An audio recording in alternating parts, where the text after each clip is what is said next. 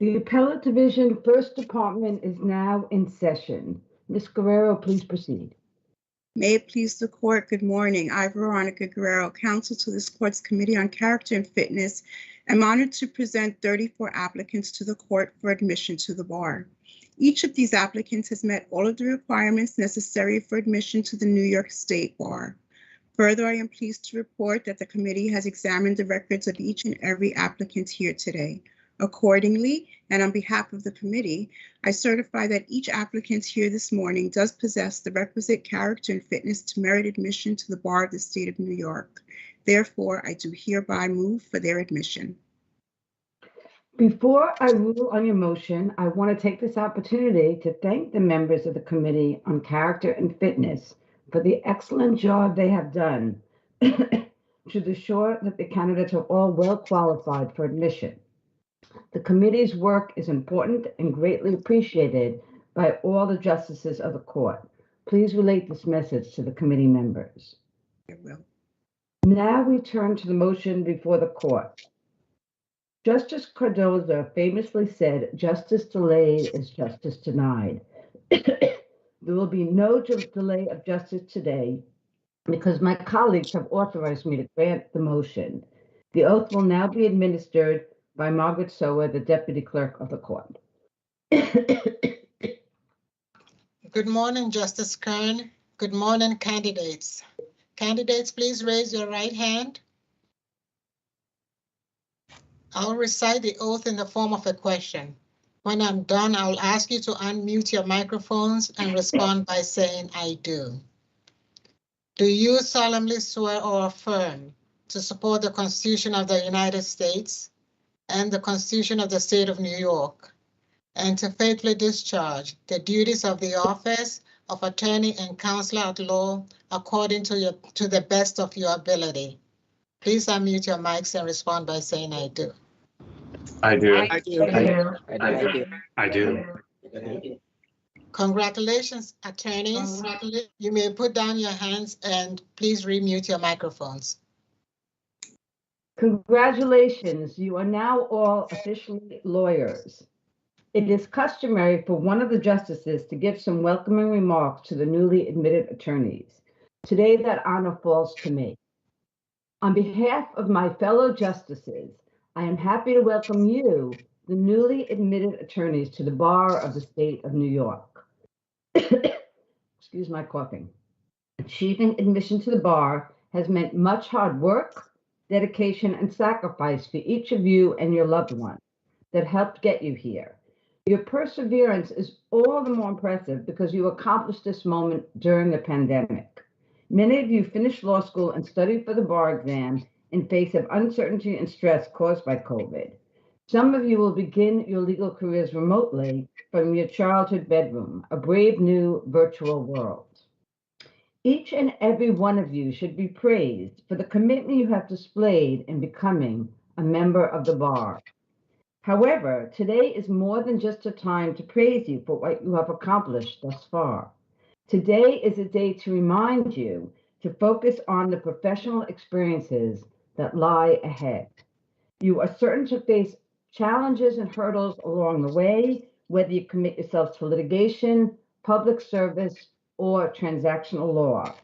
Each of these challenges and hurdles will present you with opportunities to learn and grow as attorneys and as individuals. I encourage you to embrace the challenges and opportunities that are sure to come your way. Being a lawyer is an immense honor and privilege. You will be responsible every single day for understanding your client's legal needs and for representing the interests of your clients to the best of your abilities. It is an awesome responsibility. Lawyers are thinkers and problem solvers, and good lawyers strive to help others and make the world a better place than it was when they began their careers. Being a lawyer has been and continues to be a dynamic vehicle for social change in the area of civil rights, gender equality, and increasing access to economic and social opportunities. It is also a profession which is being reshaped by modern society. You all, as new attorneys, will confront the emerging legal and ethical issues associated with information technology, such as e-discovery, social networking, and the privacy concerns of a technology-driven society such as ours.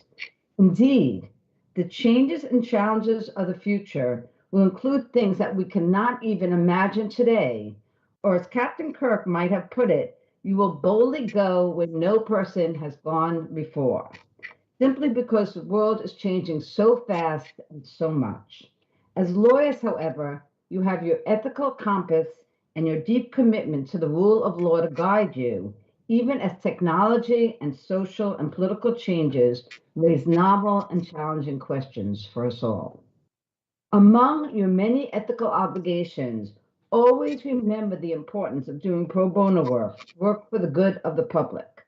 Each of you now has unique skills and talents that enable you to use the power of the law.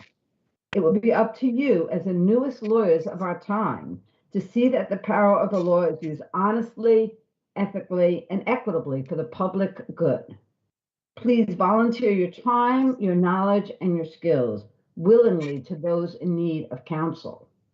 You must strive to ensure that the law is not used to diminish the rights of those who are out of favor or are without sufficient means to pursue their rights or defend themselves. Pursue these ideals with vigor and passion, and you will go far.